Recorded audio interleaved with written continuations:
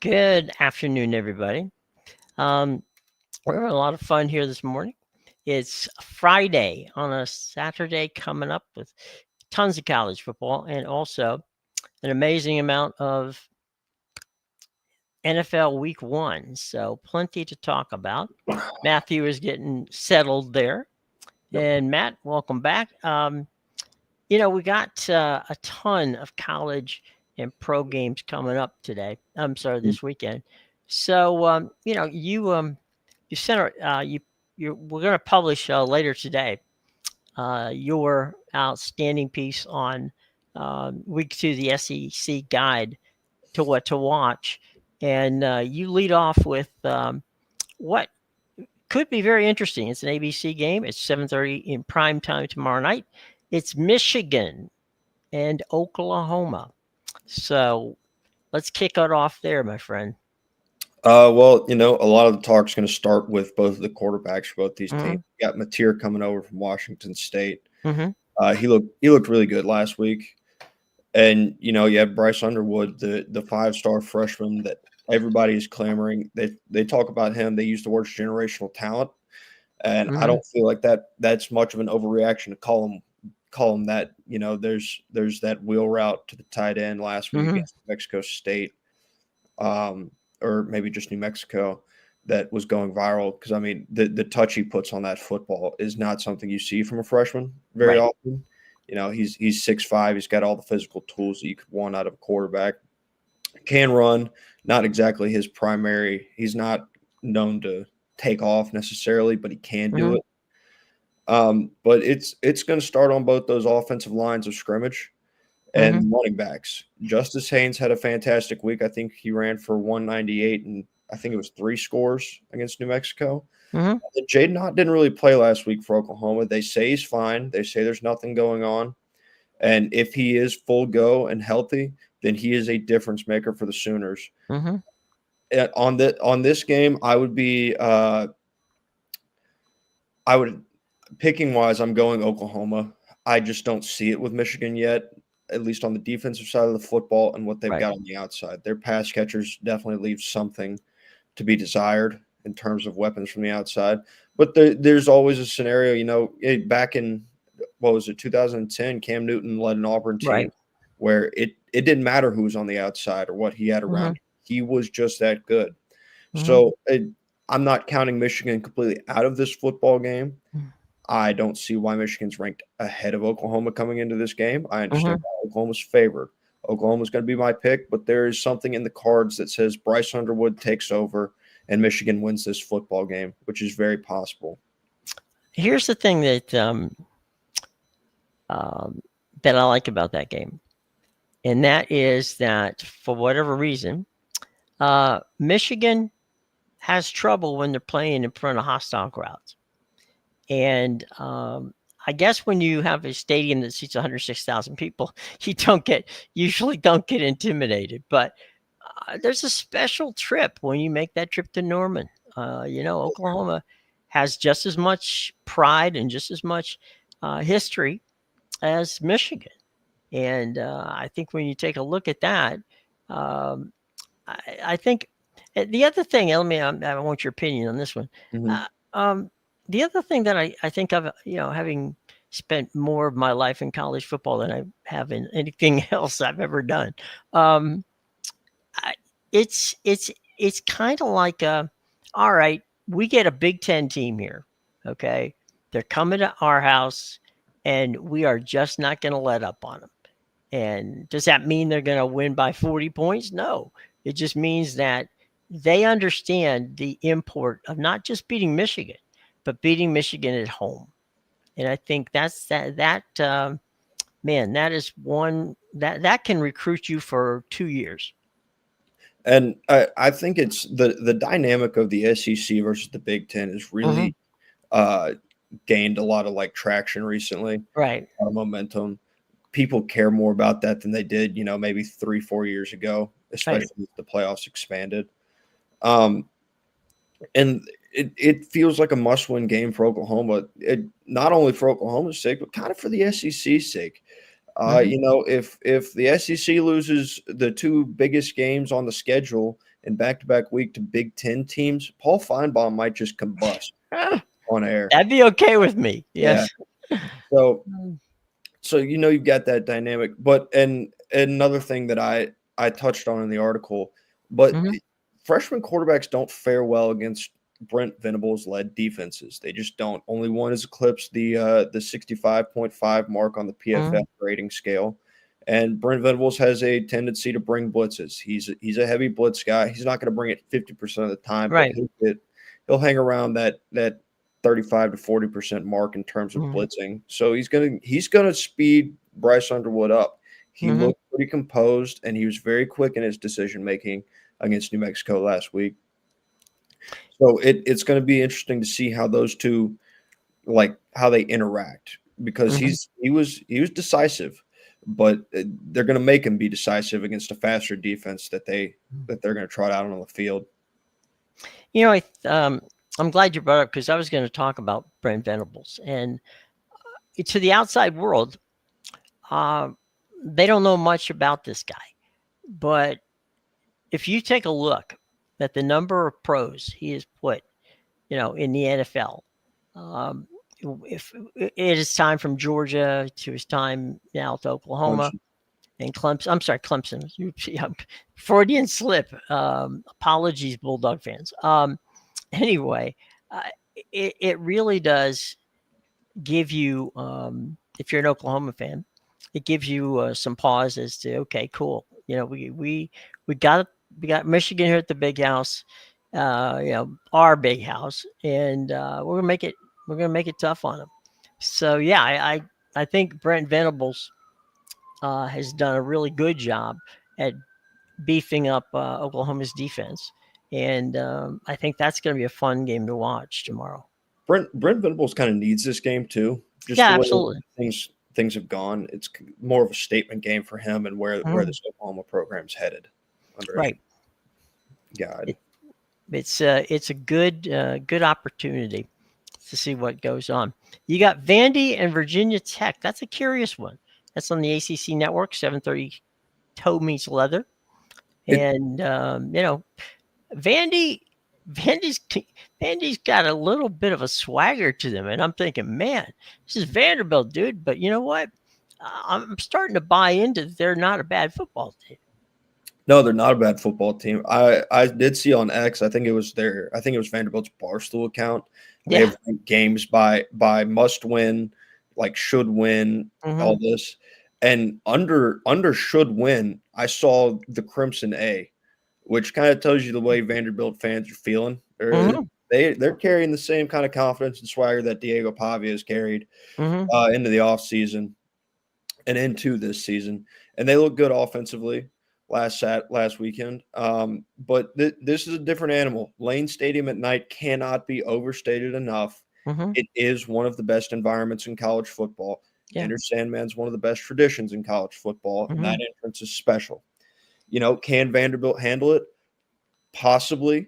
It's going to be a level. I think it's going to be a level of environment that they haven't necessarily had to experience before, because when Vanderbilt comes to town, nobody's like, oh, we're playing Vanderbilt this weekend. Like we got to sell it out. We got Right. to back it out. We have to have a raucous environment. It's a different feel now, especially with Virginia Tech coming off that opening loss to South Carolina, where I Hmm. actually came away much more impressed with Virginia Tech than Hmm. I thought I was going to.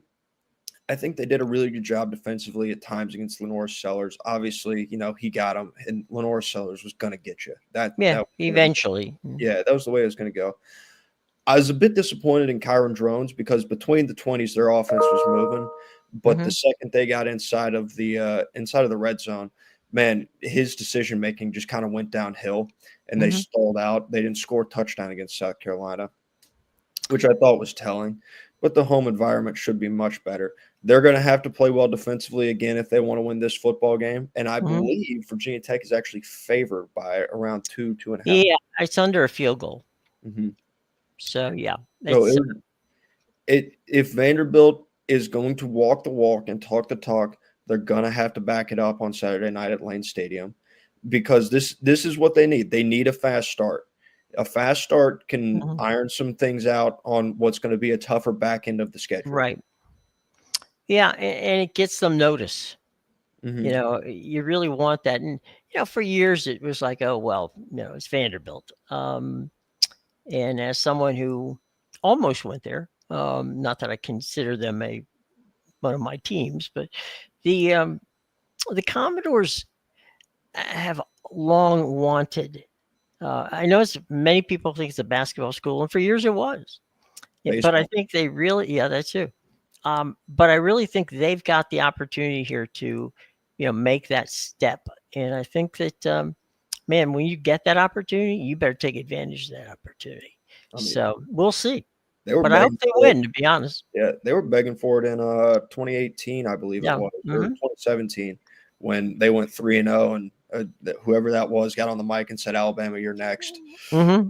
Oof. Well, they also got a pot of money. It's not like Vanderbilt's not a poor school. Yeah. So with the NIL and with the rev share and all that, they make themselves a very attractive place to play. Yep. And so we'll see, we'll see, as Kenny Mayne once said, that, college football games are not played on the field, they're played on television. So we'll see how that works out. Now, your game 3, Missouri and Kansas. That's a 3:30 game on the Deuce on ESPN2. The border war has returned. Um, do you think? I mean, it's been a while since they played that game. So, I mean, I am one of the fans of rivalry games. So I think that's what makes college football really cool. Is there still a rivalry between these two? Absolutely. Okay. You can tell that by the way the fan bases interact Mhm. online, stuff like that. They still very much have a disdain for each other. They hate each other. Yes. Yeah, they hate each other. It's a border war for a reason. I don't know if Mhm. that's necessarily the official name. It's the one I've kind of heard floated around. It is the one. Yeah. Yeah. So Mhm. I was a little bit younger when it was at kind of its peak, so I didn't Mhm.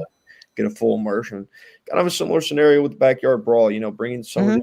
some of these rivalries in the earlier Mhm. 2000s, maybe even the early 2010s, Right. when they were at their peak, bringing them back. And as you can tell with the backyard brawl, it same thing here. There's just as much hate. Time has not healed any wound.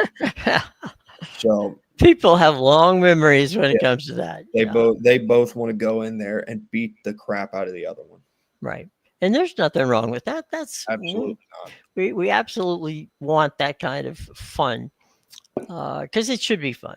Yeah. This is a curious one for me, and I'm looking forward to what you're talking about here with Lane Kiffin and Ole Miss going and playing Kentucky. That's also a 3:30 game. That's on ABC, and I think from your standpoint, I'm reading a little bit about it. I'll let you talk about it in a minute, but Ole Miss. Uh, for Lane, I really think this is a key series. I'm sorry, a key season for those who speak English. A key season for Lane. He's gotten a long way on what he's done, but um, I think they expect and he expects that this is going to be a better team. Yeah. This is a game where Ole Miss, you flat out, plain and simple, you have to win this game. Mm-hmm. It got you last year. Right. It was probably not probably. It was the game that kept you out of the college football playoff last year. If you're Ole Miss. Absolutely, A 100%. game at home that you should have won. Mm-hmm. I can live with the Florida loss more than I can live with that Kentucky loss last year if I'm Ole Miss. Especially, everything fell into place, but they didn't do their job early in the season and handle their business against Kentucky. Mm-hmm. Now they're going up to Kroger Field. Mm-hmm. In Kentucky's they're not a fantastic football team this year. They lost a lot on offense in the transfer portal. They lost Barryon Brown to LSU. They lost Dane Key to Nebraska. But it's a game where if you're Mark Stoops, you can go, hey, like if you win this game, this is like, hey, look, things are gonna. I know, like a lot of people Yeah, the uptick. in the year, but we're okay over here in Lexington. And Okay. as far as Ole Miss goes, this is kind of a monkey they have to get off their back. Hmm. You don't want this to be something that kind of carries over in a year to year. Like, we can't beat Kentucky. For some reason, this is a team, they always Yeah. play us tough. We can't beat them. But if there's a guy that's not going to let them get beat, it's Austin Simmons. Right. 19-year-old. He's already graduated from Ole Miss. Hmm. He's as smart can get at the quarterback position. Hmm. And he's super talented and he throws the football left-handed, which I know throws some receivers off. Obviously, it doesn't throw his off. Right. He had to be brought in last year to the Georgia game, Hmm. and I don't know if people remember that drive. He ripped Georgia's defense apart. Hmm. He led them down the field almost exclusively through the air, and he looked fantastic. He looked great again last weekend, and I think will be better than Jackson Dart at Ole Miss when it's all Oh, said. that's interesting. When we get to the pros, I want to talk to you about Jackson Dart. By the way, we'll get down there, folks, in a while. Not a knock Uh, on Jackson Dart, what I just said. no, not at all, not absolutely at all. I mean, somebody that follows you that is as good as you are, you tip your hat to them, right? I mean, because you want to, that's your alma mater. You don't want to see them lose just because you're, a vain person. From everything I've understood, that Jackson Dart has been really tight with Lane, and they basically help each other out Yeah, from a friendship standpoint, and that's a very good situation.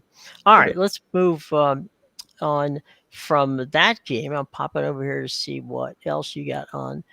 Why, you've got South Florida and Florida. I do. That's I could recuse myself from this, but I'm not gonna. Give me your elevator pitch on what's going on with this one.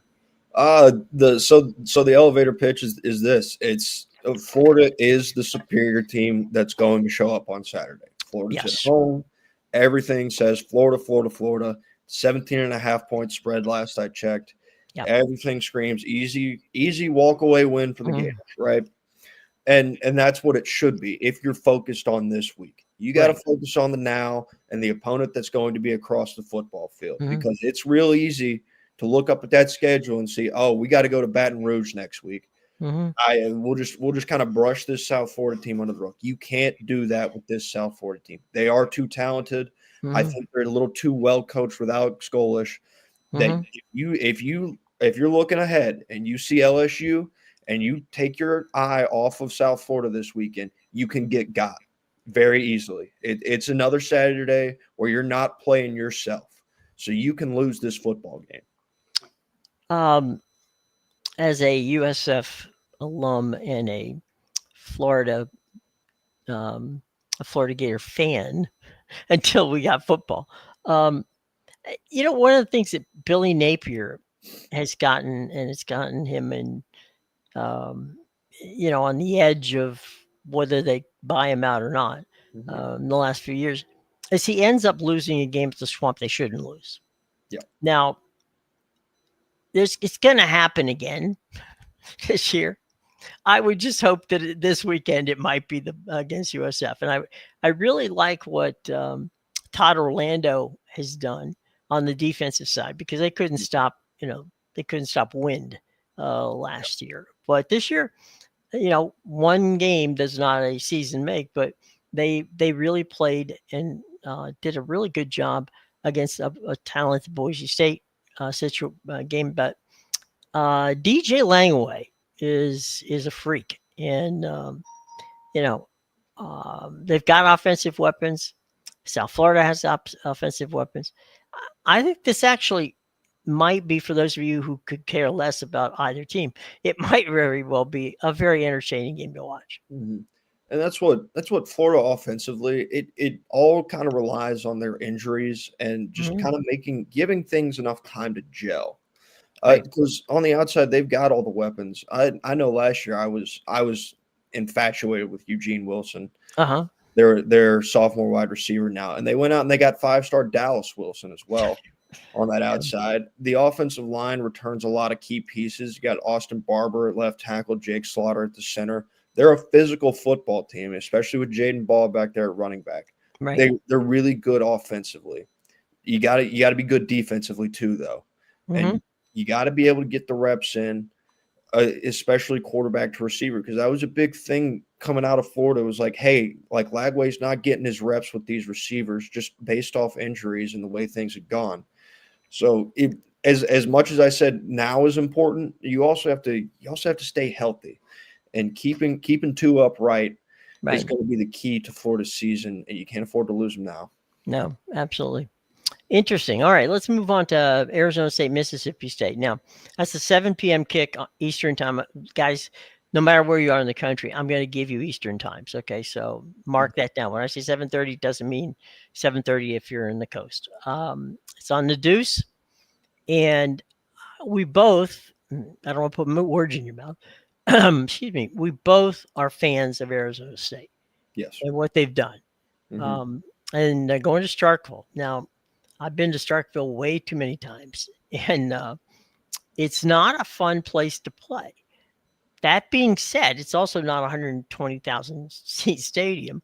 It's pretty intimate, Mhm. and I think Langaway and this Arizona State team, they want to prove to everybody and anybody they're for real, and so I think this is going to be a good game as well. Yeah. See, I there's a reason that I put it in the tier below Mhm. what I call my TV2 tier. Right. Okay. Um, and there's a reason for that is the spread's tight, and Mhm. there's a way where this is a close game. Yeah. I think the spread's under a touchdown. I think it's sitting at like 6.5 for Yeah. Arizona State. I I struggle seeing it. I know that Starkville is a tough place to play, and somehow they get around that noise maker rule down there with Right. all those cowbells. Um, Let me just stop you for just a second. It is the most annoying thing. I mean, I remember it's terrible directing for a couple of, TV. right. Well, that's what I was about to say. When I was producing and directing SEC sports, the first thing we said to the SID, is there any way in hell we can get these cowbells, out of here? No, it can't be done because it showed up on everything. I mean, you could hear it through the announcers' mics, you could hear it through the crowd mics. There was no way that bell didn't annoy you for the better part of 3 hours. Yeah, every time I listen to it, it's man, you could fool me and tell me that that's Michigan Stadium packed, packed to the gills with the kind of sound that you get out of the TV Right. from there. It's ridiculous. No, but I'm a believer in Jeff Lebby at Mississippi State. Hmm. I've loved him as an offensive coordinator, and I Right. think he's going to do a good job there, but not yet. Right. Not yet is the key term. And the way Kenny Dillingham has this Arizona State team built, Right. and the mental fortitude of this team, Sam Levitt and Jordan Tyson on the outside, Hmm. they're dynamic, both of them. They're just not there yet. And so 6.5 feels like an absolute gift of a spread. And maybe Hmm. I'm getting got. Maybe they know something that I don't know. But I don't see it with this Mississippi State team just yet. And I would predict I would go Arizona State 2+ scores. Um, the only reason I can see the point you're making with regard to the spread is it's difficult for West Coast teams to come east. Yeah. It screws up. I mean, I've made the trip myself, and I wasn't playing, and it wasn't. It was tough. It was tough to realize, oh my God, I'm getting up at 4 o'clock in the morning. Well, you're not getting up at 4 o'clock in the morning. You're getting up at 7 o'clock in the morning. Mhm. So it is. I like Arizona State as well. Okay, I do, Mhm. and I think they'll come out of Starkville with a win. But What I will I say, can see what you're saying with regard though to whether or not it's a big score or a little score at this point. correct me if I'm wrong here, but I'm fairly certain that Arizona State would reside in Mountain Time, and Mississippi State resides in Central Time. So it's really only like That's a a good. 1 hour No, difference. you're right. That's a good point because I forgot that we're now out of we're in standard time, which is where they stay all year long. Yep. So yeah. So um, y- you know, it's still travel, Yeah, and we'll have to it's still a still. long trip. Yeah. So and Starkville isn't the easiest place to get into. No. So you know, it's going to be fun. I think you picked a good game there. I think that was one that, frankly, I'm going to be interested in watching myself. Yeah. Excuse me. We move down now to your tier 3 games. Austin P down the street from you, facing the Dogs. That's a 3:30 game. It's on ESPN Plus or SEC Network Plus. So it's going to be an interesting thing. Austin P has pulled upsets. They have done a very good job of annoying people. Um, but man, it's so tough to go to the Hedges and beat Georgia at home at Sanford Stadium. So what do you got for me on that one, bud? Well, I would say that this tier that we're getting into is a lot of them were like, hey, you're playing somebody. Mm-hmm. This is what I want to see out of your team.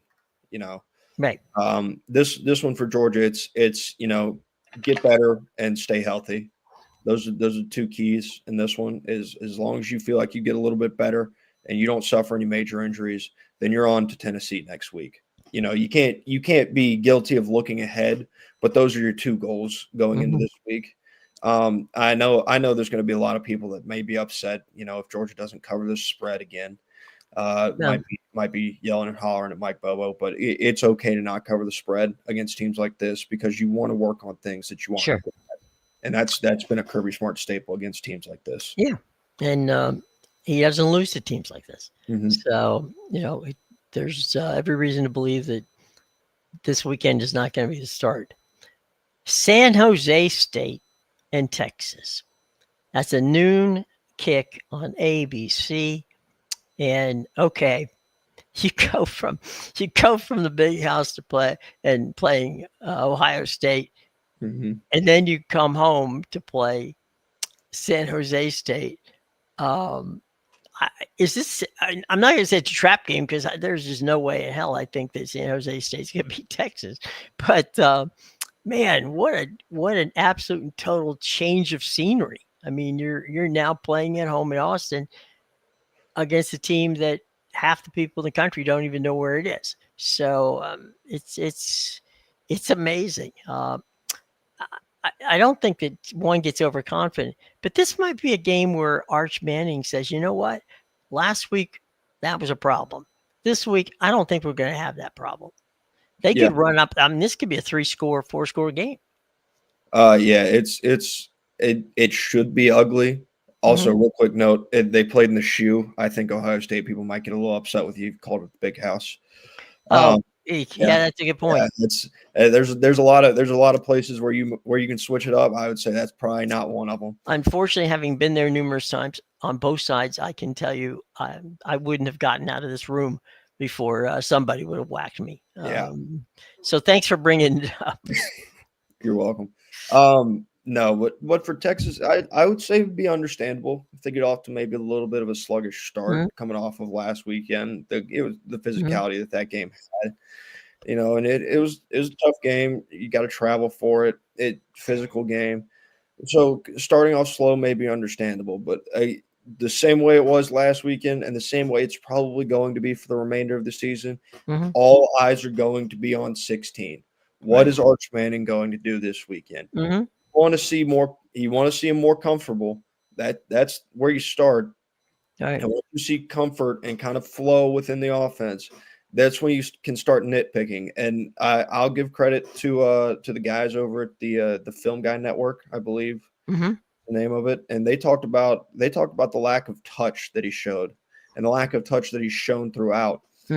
I think it is important because you can't just grip it and rip it against really good defenses, and he showed you that. He showed you that when he spiked the football. He shows you that when he overthrows the football. It's doing too much. So slow it down. I want to see some layering of these footballs as once they get into a rhythm of the game. Let me ask you this: with regard to this game.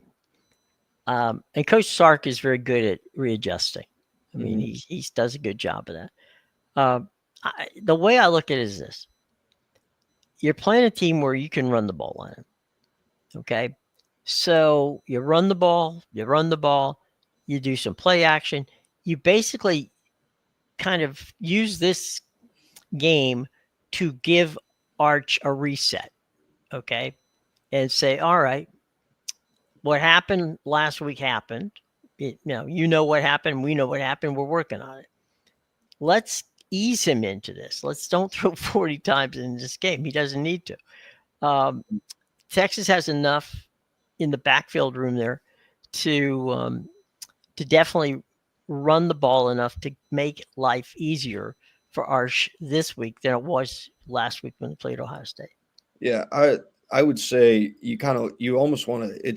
He's got 3 resets available to him before a real test comes in games, right? Right. And it's something where maybe if you're midway through the second quarter, maybe close to halftime, and if Arch has 250, 3 touchdowns, and only a handful of incompletions, you say, okay, all right, time to go. Let's get you out. Yeah, sit you down, boy. You're in a good spot. Let's move on to next week. No reason to get you in there, throw a late interception because you got a little careless, anything like that. So get him in a good place and get him out would be what I would do. Yeah, it's so many people overlook what you just mentioned, and that is mindset, right? You want to let somebody leave the game remembering what good happened, as opposed to, oh crap, I threw another interception, I fumbled the ball, whatever I did, I didn't do right. You don't want that. You don't want them guessing themselves. Now, a good thing, good, bad, I guess. Manning has that Manning moniker, right? He's got a last name of Manning. However, he's got, 2 pretty good uncles who know what goes on. And I think that given some time, Arch will be fine. It's you said the touch passes, and the only way you get to that is you practice. And yeah, it's great to practice against your own team, but it's also better if you've got this, and I have no reason to disrespect, the folks over at, at San Jose State, but I'm pretty sure they're not on the same level as as Texas. So let this be some scrimmage for you. Let this be, let's just get that touch passing down, and that you brought that point that you brought up is important. Quarterbacks, the successful ones, can make all the throws, and that includes touch passes. That includes throw it in a seam, hitting the seam route when the guy isn't looking for the ball yet. Excuse me. So there's a lot that he can learn, and maybe this week. And Sarkisian is a guy who definitely is all about that. He's all about making sure. So maybe everybody takes a breath, right? And we get off the Arch Manning train for a week and let him play, and then come back. And if it doesn't go well, we'll talk about it. If it goes well, we say, okay, you got a Milligan. It'll be another time. I think having a nice level reaction to whatever happens this weekend is going to be important, because media's they're going to go one way or the other. He has maybe his stat line's less than desirable at the end whenever he gets pulled. Sure. And maybe it's fantastic. Okay, we don't need to go if it's not fantastic. We don't need to go. Yeah, this guy's definitely he's not gonna be anything. Right. And if it's fantastic, we don't need to get back on maybe he can win the Heisman train. Just keep expectations tempered and level.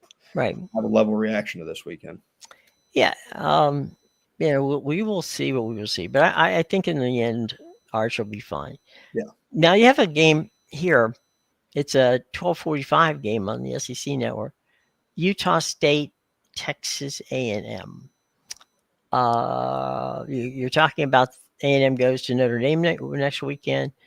So from that standpoint, if you're Texas A&M, what do you do? I mean, obviously you're going to beat Utah State. I mean, that's that. I'm not going to say it's a foregone conclusion, but it's pretty darn well. Yeah. There's a pretty good darn well chance that that's going to happen. The Aggies, that 12th man at Kyle Field, is an incredibly powerful. And I don't think, I know Utah State plays in some big buildings, but again, I don't think they're gonna. I don't think they've played in the last few years in an environment any more daunting, if you will, than Texas A&M. Uh, Well, what I'll say in terms of Texas A&M's home field advantage, and mhm, this may upset some people, it may be one of the most overrated home field advantages in mhm, sports. They put together a great atmosphere, but just because you mhm. put together, they don't win on the football field when they do put a great atmosphere together. So you can you can fill your stadium up with however many fans, make as Right. much noise as you want. If your team's not winning football games, then it's not much of a Mhm. home field advantage. No, um, I think what I'm thinking of, having been there, a number of times, it's the game day experience. It's what you Mhm. feel like. Okay, cool. This is what's going on, and you're comfortable with it, right? Yeah, And I think that to me, I can't help Texas A&M on the field. That part I can't do, yeah, but I can definitely help out on the game day experience and trying to intimidate him and yeah, have a fun time. yeah, Um, absolutely. In mhm, terms of A&M this week and what they need to focus on, they've got the same keys as Georgia. They're going on the road to a big opponent next mhm. week. Is stay focused, get ready, and stay healthy. So Um, I'm sorry, didn't mean to upcut you. Um, Ruth is here now. Ruth is at. We're gonna dial back college for just a couple minutes. Ruth is at one buck place, and she is just uh, attended the practices today, and obviously the Friday practice is your last practice for the weekend. So we're going to go to Ruth on scene at One Buck Place, where she can tell us about. She can break down for us the game between Atlanta and the Buccaneers. So Ruth, here we go. There you go, kiddo. How you Hey doing? guys, can you hear me? We can hear you fine. Excellent. I wasn't sure how well my Wi-Fi reception was going to be out here on the field, but it's looking like it's holding up. Glad to be on the show with you guys. It's a hot one out here at One Buck. The Tampa Bay Buccaneers just exited the field just moments ago. We had an opportunity to speak to head coach Todd Bowles about the upcoming Week 1 against Atlanta in Atlanta. And he let us know what players are going to be rolled out for Week 1. We're not going to see Christian Izien on the field, Benjamin Morrison, Chris Godwin, obviously, and Tristan Wirfs.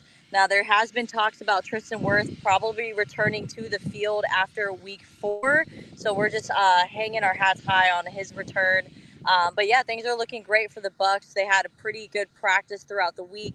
Obviously, already having hot and heavy and high humidity here in Florida. There won't be much difference in Atlanta.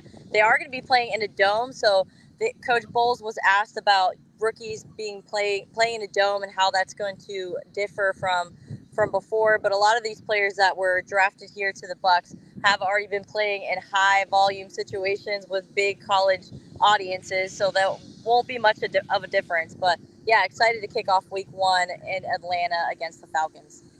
Matt, any questions? Uh, Ruth, do you think the absence of Tristan Wirfs, specifically in this Week 1 matchup, where Atlanta put a lot of emphasis on drafting edge rushers, you think they're going to Yeah. feel that loss? I think it could be a little bit of an issue, especially in Week 1, getting new guys up there, filling in for Tristan Wirth. We're definitely going to miss. We're going to feel his. They're definitely going to feel his presence being missed. But I'm pretty confident in Baker Mayfield and his ability to work the pocket. That it won't be too much of an issue because we got kind of a dual threat kind of quarterback here in Tampa. What about the situation with opening with one of your conference opponents? And you could make the case that this is, these games with Atlanta are going to be very important because of the fact that Atlanta hopes to be in the same boat as Tampa is at the end of the season. Yeah, I would say that Atlanta is probably their biggest competition in the NFC South. The Tampa Bay Bucks did not win a single game. They were 0-2 against Atlanta last season, and Todd Bowles spoke on those previous games being a testimony of what he spoke on with his locker room this week and how and what ways they need to improve on. Now, they are going to be facing a quarterback that they don't have much film on, and Michael Penix Jr. being a left-handed quarterback, but they made sure the edge rushers and the defense was they made that one of the prominent points of practice this week to go against a left-handed quarterback. Ironically, Michael Penix is from Tampa, so I watched a lot of his games in college, and I'll tell you that from the Tampa, Ruth, we're gonna have to turn your audio down here for a second. Okay, don't go anywhere. We'll be back. Okay, wind is definitely a problem in I Tampa. would say that was probably a mower. Is that okay? Yeah, getting out there mowing the practice field. Mowing the practice field. Okay. Yeah. Michael Penix did a heck of a job at Washington. Probably got Clinton DeBoer Coach DeBoer the job at Alabama. Oh yeah. But I'm skeptical about. Raheem Morris is a defensive guy. Tampa has had trouble playing Atlanta. It's weird. They've for a number of years, the opposing team has won. Tampa's gone up to Atlanta and they won, and Atlanta comes down to Tampa more. So that's weird. But I'm curious to see how Michael Penix does. I, for one, think just that Bo Nix might be a better long-term quarterback than Michael will. But we'll go back to Ruth and we'll talk about. To me, I'm not. They gave him a lot of weapons, but we'll see. Okay, kid, we're back. Sorry about that. That's like the wind. They are mowing the field behind me. Oh, okay, then Matt was right. I found the mute button that when they get close by, I'll make sure to mute myself. Okay, so all right, so we were just talking. What did Todd say anything about Penix? Oh, she muted herself again. You muted yourself. There she goes. Did now? Now we can hear you. Yeah. Okay, it's so bright out here. I can't really see my phone. No, earlier this week, Todd Bowles was asked about Michael Penix and their lack of film on him, how that came into the preparation for this week. But he said that they had plenty of film on the guy, that they were able to just really hone in on his skills. They understand his pocket presence and what he brings to that offense and how he commands under center. So they're ready to take him on, and they're excited to see him. Todd Bowles had a lot of great things to say about Michael Penix, so there is a lot of respect there. What about the receiver room for the Buccaneers? It's looking good. It's solidified. Obviously, you got Mike Evans. That's going to be wide receiver 1. They brought Sterling Shepard from the practice squad to kind of fill that void while McMillan is out for the next couple weeks, and things are looking good. You have Tez Johnson, who exploded in the preseason, so he's going to be an exciting wide receiver to watch. What about Emeka Egbuka? Emeka is just one of those rookies that you can't speak highly enough. He's just a really seasoned rookie, and he's just really mature. Just being around him in the locker room, he just always has great poise, and he's excellent on the field. As you've seen his catch in, I believe it was week 2 in the preseason. He's just an exciting player to watch, and I think he's going to be filling that void as Chris Godwin's going to be out for the next few weeks. Ruth, let me ask you this. Cade Otton has played a very big role in what's gone on, the success of the Buccaneers, and specifically, he's been Baker Mayfield's security blanket. Do you see, or does anybody that you interviewed today see that they're going to go more, use the tight end a lot and also use the backs? Because both backs, that entire running back room is full of people who can catch passes. So, and great players like Bucky Irvin, who we saw could be a dual threat when it comes to being a running back and being a wide receiver. He could line up in the slot. But can you repeat the question one more time? Yeah, I was just saying, do you see that because of the injuries Oh, on Kate Otten, yeah, the him wide dealing with the receiver? Yeah. groin. Yeah, with him dealing with the groin injury, they're definitely going to be using him. I feel like very limited at first, but Hmm. when it comes to losing receivers as the Bucks faced last season, I think Hmm. Kate Otten is going to be executed as much as possible towards the end of the season when he gets Hmm. healthier. Okay. Um, anything from you, Matt, on anything coming up on this week on that game? Did you guys Uh, already talk about the Dallas game? Are we past that No, we already? haven't got there yet. No. no, Oh gosh, okay. I was hoping I missed it. No, you no, didn't. it's Um, game but killed by lightning. yeah. Um, uh, to talk about the game, by the way, let me be the first to apologize to Dak Prescott for Thank you. for Thank putting you. for putting him out the pasture way too soon. Absolutely amazing. He played well last night. You can't say enough good things about how Dak played last night.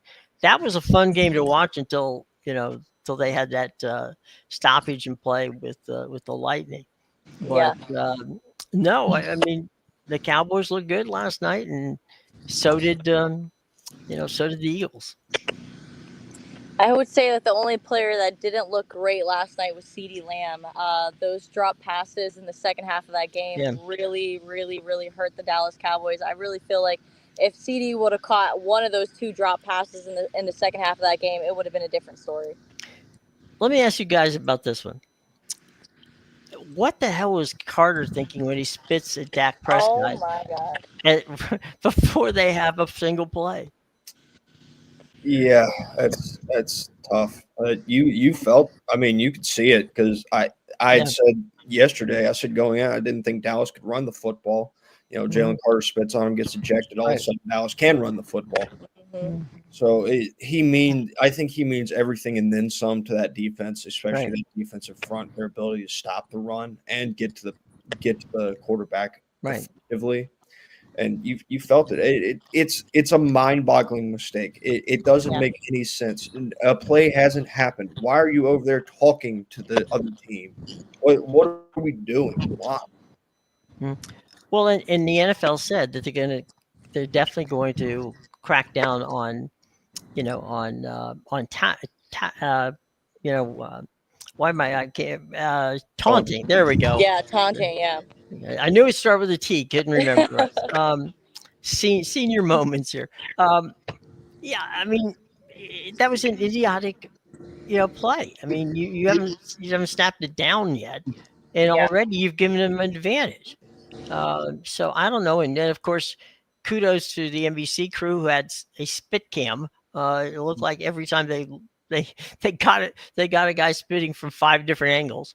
So good on them, Bob Ison and the gang over at NBC. Good, well done, you. Um, so yeah, I mean it was a pretty bizarre game, but it kind of tracks that. The way that Philly played. They played a really good game. But I don't know if you guys, I was surprised that the offenses on both sides were, usually that's where the first game or two you have to get your sea legs. Both those teams could just rolled out there and balled out. When it comes to Philadelphia and my assessments of their offense, I really felt like Jalen Hurts used his leg for the majority of the progressions of their offense, and I just Mm. feel as if the offensive line took advantage of maybe the new players that were playing on the Dallas Cowboys, because I just felt like Jalen just ran the ball, and that's the only way that they really had success other than passing it to Saquon Barkley. You had no. AJ Brown had one catch. One catch, Chris yeah. Smith didn't really hurt you all that much. Dallas And he got it. didn't have a single catch in the first half of the game. Yeah, and Zero and targets. but that's where you feel the loss of Mike Parsons is. He had a year and a half back there to go through every progression he could have won, Mhm. Yeah. and then he can take off and run. Also, Well, Jeff, really quickly touching Yeah. on that, them breaking or cracking down on taunting. Yeah. I get it. It's supposed to stop. I hated that flag on Nolan Smith last night. There was no there. It just feels so ticky tack. Yeah. Look, I I, it's kind of like you. I'm going to make the analogy to baseball. For a couple of years until recently, the bat flip or the guy watching the home run standing there admiring his hit, basically they were, Major League Baseball was not happy with it. Um, Yet it was that kind of flair that made people enjoy, watching, um, you know, baseball. So, look, as long as you're not sitting there and you tackle a guy, eh, you know, as long as you handle it properly, I don't see where pointing at the guy or saying something or posing or whatever the hell you want to do is a problem. And but you're right, Matt. Last night there were three or four. I think there was like five or six taunting penalties, and half of them to me didn't even seem like they were taunting. The one that I really hated too is it's not in taunting, it's not in the taunting category, but Mhm. that tag on Reed Blankenship Yeah. when there was a ball coming across the middle where they said he hit him to the head or neck area. I get that maybe he hit him to the head or neck area. He led with his forearm. It's not like he was going in maliciously. He And hit him with a shoulder there's, pad. there's nothing else you can do. Like Right. as Reed Blankenship, if that ball's bobbling, say it's a little closer to his body, maybe he brings it in. Now, Mhm. was he going to bring that one in? Probably not. Mm. But Reed doesn't know that in the process, and there's Right. nowhere else he can hit him. Like there's no Right. other progression as that safety coming across. Mhm. You're at the level you believe you should be at. Mhm. You can't just add. It's kind of similar with targeting. Is sometimes you're asking players to do things that they just physically can't, and now they're getting punished for what is not a malicious play. Well, you can't stop yourself in midair. I Yeah, mean, that's just. I mean, come on. I agree. That's a tough situation. Um, the the game tonight, gang. We got Kansas City and the Chargers. We can touch on that for a sec if you want to. It's we talked about it yesterday. Um, we'll see. We'll see how it plays out. Real quick, I want to circle back to the Jalen Carter situation with Dak Prescott. I've been seeing throughout social media that they're saying that Dak Prescott actually spit at him first, but I have not been able to verify that. Have you guys been able to look into that at all? I looked at it this morning. I didn't. There was some words. Okay, there were definitely some words between Dak and Carter. Before the cameras got to them. I have no. I didn't read anywhere where he spit. I heard it, but Yeah. I didn't see it. And the old saying goes, they always get the second guy who throws the punch. If the first guy Yes. throws a punch and nobody's looking, and the second guy throws a punch, he's the one that gets thrown out. Yeah. So it is a problem from that standpoint. Sure, I don't know, And there was no. regardless of whether he did or he didn't, that it was still a bonehead move on Carter's part. Yeah, what surprises me is like there's no history between these players. They've never faced off against each other. I don't understand where that animosity comes from in the first play of the game. Like how mad could Dak Prescott have already gotten you within like the first couple seconds of the game before they even make a play? But then I found out today more about Jalen Carter's like character history, and I learned about the situation with the vehicular manslaughter from after a Georgia win a couple of years back. Were you guys aware of that? I will say he was not charged with vehicular manslaughter, so you got to be careful there. No, he was present at the he was supposedly present at the scene of the accident. He was the other car driving at an excessive speed, in which a case of former Georgia offensive lineman Devin Willock and a former recruiting staffer, Chandler God, I can't remember her last name. LaCroix. LaCroix. That's what I thought it was, but I wasn't 100% sure.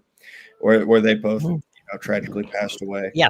But I optically it's not great, but you can't. There were no physical charges, so you can't place official blame on Jalen for anything like that.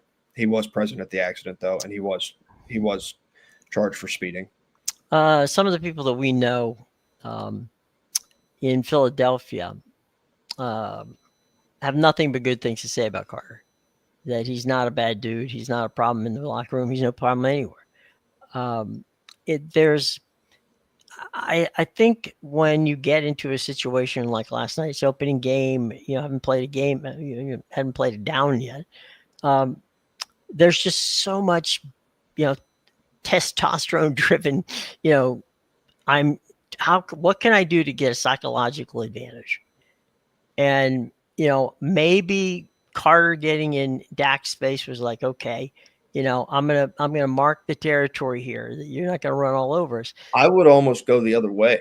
Okay. If because I mean Dak probably has a pretty good understanding and profile on Carter, and Sure. he knows he can get him fired up. Kind of maybe push him off of his game. Maybe that's Okay. Not you're right. It could have been that.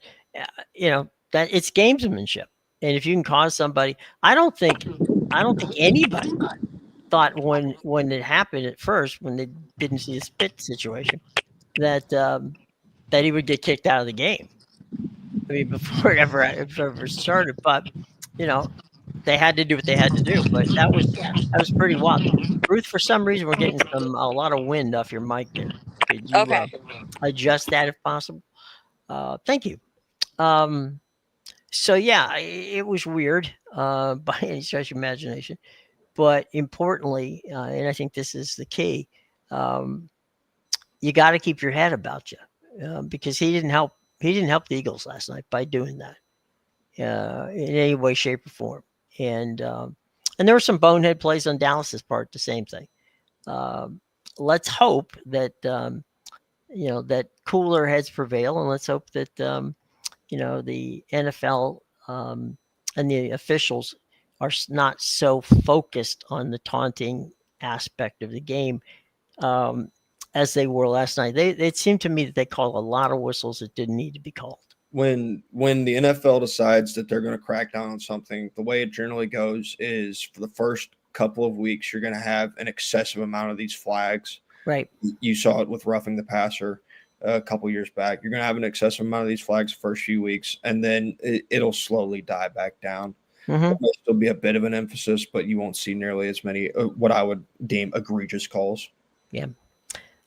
Well, let's go into the weekend, and we'll circle back to some college here toward the as we get closer. But let's focus on tonight's game. We already said that one, so we can skip that. Let's skip it because we've already gone there. I'm gonna throw games out here, and you guys tell me what you think, and we can talk about it. CBS Week 1. It's Pittsburgh and the New York Jets. So you got you got Rodgers going against his. I hasten to say it's his old team because he really didn't. He was 1 year he didn't play at all, and then the next year he played some. So I don't know if they were playing Green Bay, I might say, well, okay, fine, that's his whole team. But the Jets are just not a very good football team, and but that being said, Pittsburgh is in the midst of trying to see something with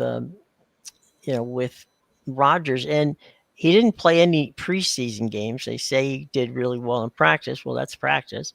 Does he really need to do practice? I mean, I'm sorry. Do you think he's going to regret missing preseason action, or you think he's been around long enough that he doesn't need it? I would go more in the he's not going to miss it. And to the former team storyline, I think the only reason that it's really a storyline is just kind of the way things ended in New York. It just seemed like there was a little bit of animosity. Aaron Rodgers wasn't exactly happy with the way things were handled for whatever reason. But no, it's a game where I would go Pittsburgh here. Just because the Jets, they still just don't feel like they've got it figured out. Hopefully, Eric Glenn will get it figured out, but it'd be a little bit too hasty for my taste to go ahead and start picking them week 1 against the Pittsburgh Steelers. I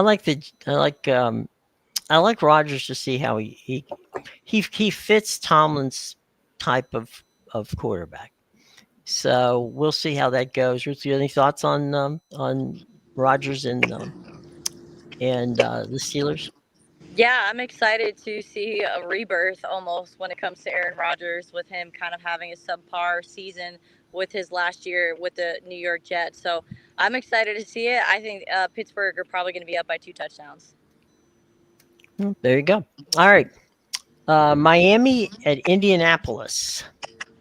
That's a CBS game. These are all 1 o'clock games, guys. So if you're out there wanting, by the way, every Friday and Saturday, I will put together a detailed watch guide so you know where to watch the games, who's the announcers are, everything. So the one for the NFL is out today. You can get it on any one of the sports talk sites: Sports Talk Florida, New York, California, Georgia. The whole gambit out there. So I put this together so you can find the games, because I get texts, I get phone calls, hey, where's the game on this week? It's like, okay, here's where it is. You can find it, and away we go. So Miami to Indianapolis, we'll see. We'll see how that. Who's playing at quarterback in Indianapolis? Or is Cam starting? And Daniel Jones. Daniel Jones. I'm sorry, Cam's not even there. Okay. Yeah. Yeah. Daniel Jones starts against Tua. Yeah. In that game, and that game's being played at Indianapolis. So this first off, hands up if you thought the Anthony Richardson experiment was going to fail. I did. Yeah, I didn't get it. He didn't look good in college. I didn't understand why they took him so high. They were banging off pure potential and athleticism, I guess. No, but he didn't look good. And to be honest with you, this game doesn't really move the needle that much for me, because you got Daniel Jones playing quarterback for a lackluster Indianapolis Colts team and a Miami Dolphins team that just has been struggling to kind of put it together over the last couple of years. Obviously, you had that disappointing playoff exit against Kansas City 2 years ago. It just doesn't. It's not one where I'm like, oh, Indy and Miami are playing. Got to turn the TV on. No, it's as undercard as undercard gets for the NFL personally. Now, the only reason I brought it up is because of Rodgers and what goes on with Rodgers, in that he's a lightning rod, whether it be I never thought it was a good fit to play anywhere in New York for Aaron Rodgers, but the Giants or the Jets, but we'll see. Las Vegas is going to New England for this weekend's game, and it's a tale of two teams that want to prove that they're better than people think. Yeah.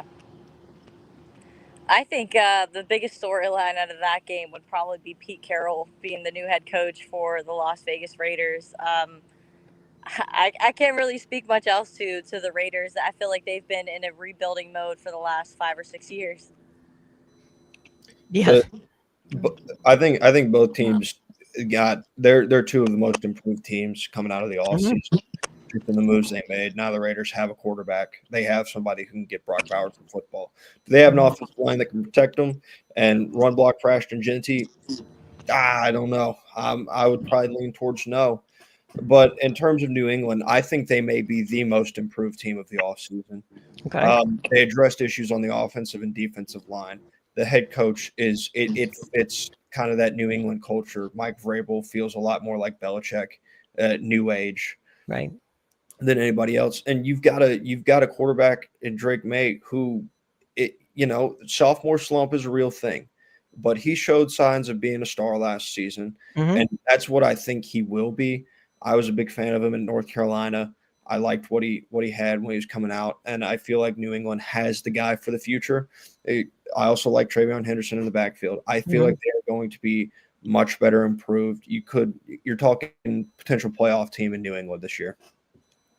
Wow, there you go. It's a big. I like Grable too. I think he was a good hire. He knows the system. He knows the ethos that goes around New England. So it's a good for him. Arizona, New Orleans. This is a curious one for me. I could see Arizona going 4 or 5-0 before they get tested. I don't know who the hell's quarterback in New Orleans this this year. They Spencer Rattler. Yeah, I know. I know. I'm just saying. He did it. Spencer. I think they gave him the last 3 or 4 games of the season last year. Yeah. I liked him in college, but I don't know. I mean, I don't. Does he? I don't know if he has enough weapons on this New Orleans team. It's a curious team for me. And Arizona always seems to get off to a good start, and then toward the end they wilt quickly. So I don't know. This is a curious game. It's being played at the Caesars Dome. Again, it's at 1 o'clock Eastern time. Starts in noon. Start out in New Orleans. For Kellen Moore, I think it's important that Arizona is. I think they have a chance to start really fast as well.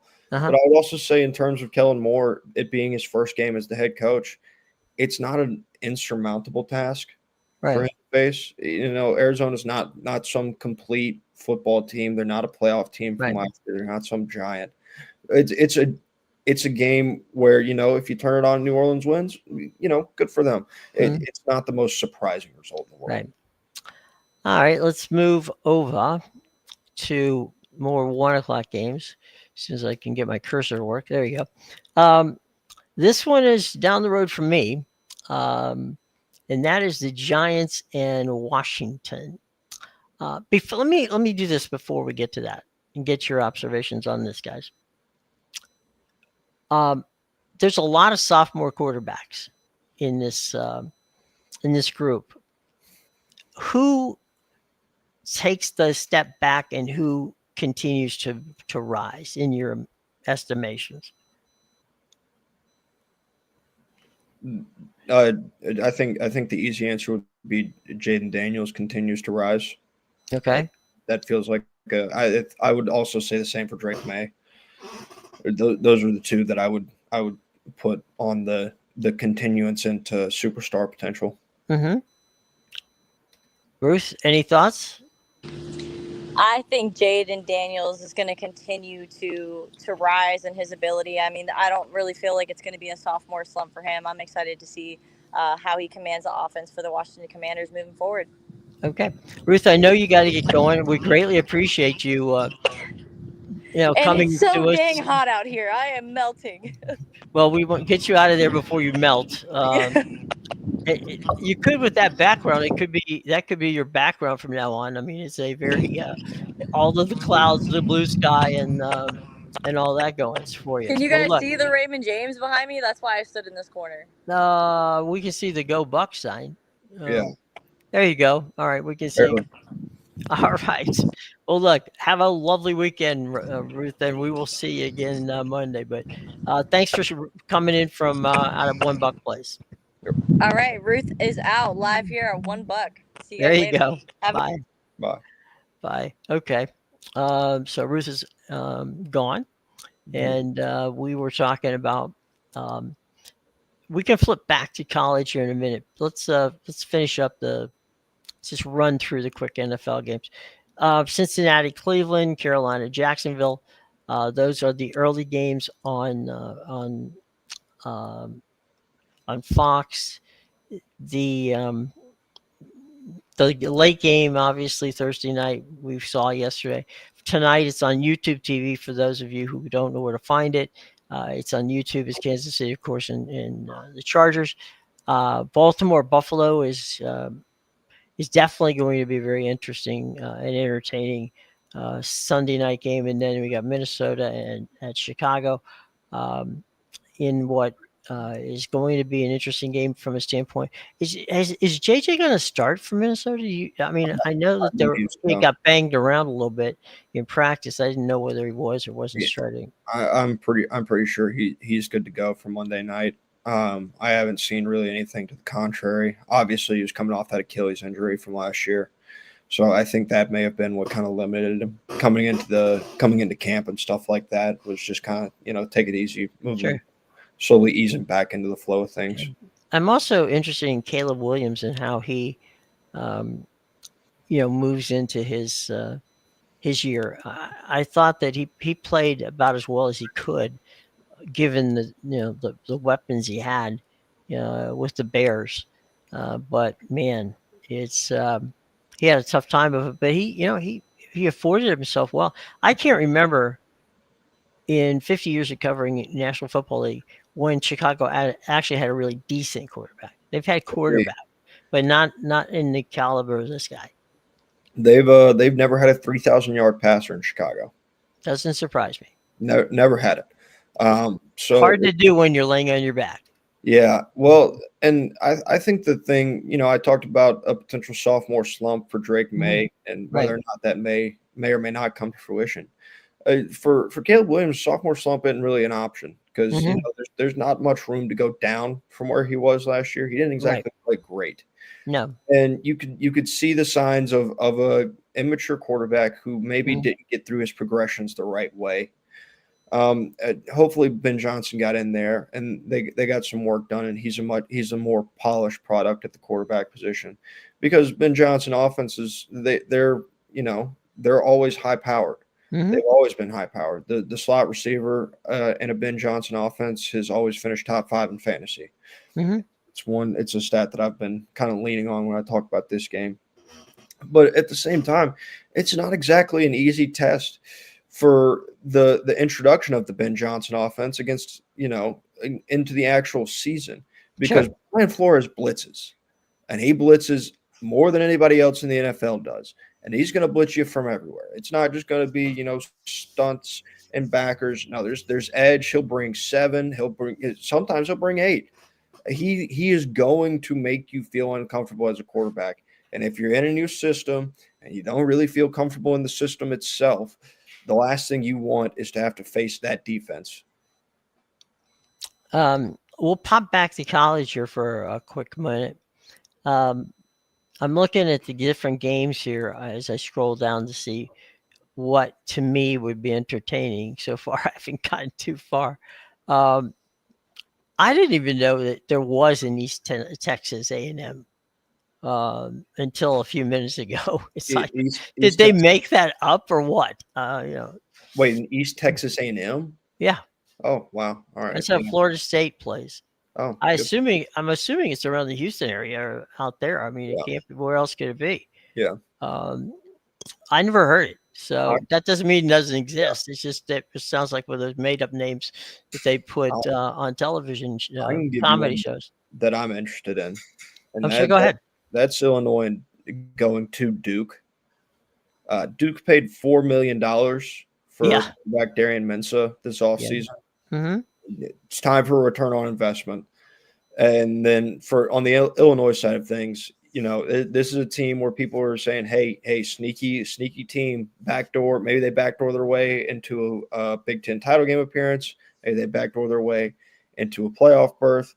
They have kind of the makeup of Indiana of last year, and you can see that in their preseason ranking and where they're ranked currently, which is, I believe, number 12 in the country. There's a lot of belief, and that's a really short spread down there in Durham. Yep. FIU takes on Penn State on the Big Ten Network. It's, I know you got to go get a payday, but man, lots of talk about the cupcakes in the SEC schedule. Yeah. I don't think we give enough love to the cupcakes in the Big Ten schedule too, because it's not like they're up there scheduling Texas every weekend either. No, they're not. And if all you have to do is look at this week, and it'll show you who. Northern Illinois is at Maryland on the Big Ten Network. Western Illinois is at Northwestern. FIU is at Penn State. Northwestern State, another, I'm sure it's a fine school, at Minnesota. I didn't realize it was one before now. Though. No, I was the same way with me in East Texas A&M. Yep. Northwestern State at Minnesota. Grambling, a lot of history there. They're going to Ohio State. Akron is at Nebraska. Southern Illinois is at Purdue. And UC Davis is playing in Washington. And I will say it's going to be an ugly game, but Oregon has Oklahoma State. Mm-hmm. It's not often that you get these kind of quotes, but when Mike Gundy's doing a press conference, you can. He basically just came out and He basically just came out and said, "Listen, Oregon's playing a different ball game than we are Right. when it comes to financial wise." You Sure. see that 28.5-point favorites. It's never good when you've got a Mhm. Power Four program Just a second. essentially conceding to another Power Four program that they're going to play this weekend, midweek. Okay. Now, one last one here. And that's Baylor at SMU. That game, just so you know where to watch it, folks, it's on the CW.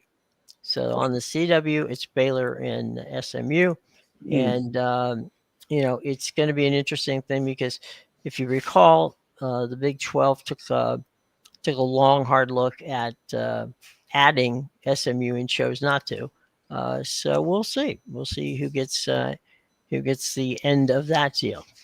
Jim, I know you know this a lot better than I do, but man, how does the CW network end up with football games, especially this football game? This is a good game. We somehow now I have to find it on the CW. Well, I mean, in this particular case, the conference wanted a linear TV deal, and so the CW, which is owned by Scripps, it's a huge company, so it's not surprising that they have money. I just think it's surprising to some people that Scripps is in doing this. It's they sub-license these games, so CW sub-licensed the games.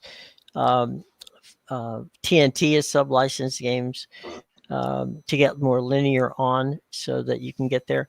So it happens because the conference pushes to get linear, and the only way you can do that is sub-license, because you can't have 5 games on at the same time.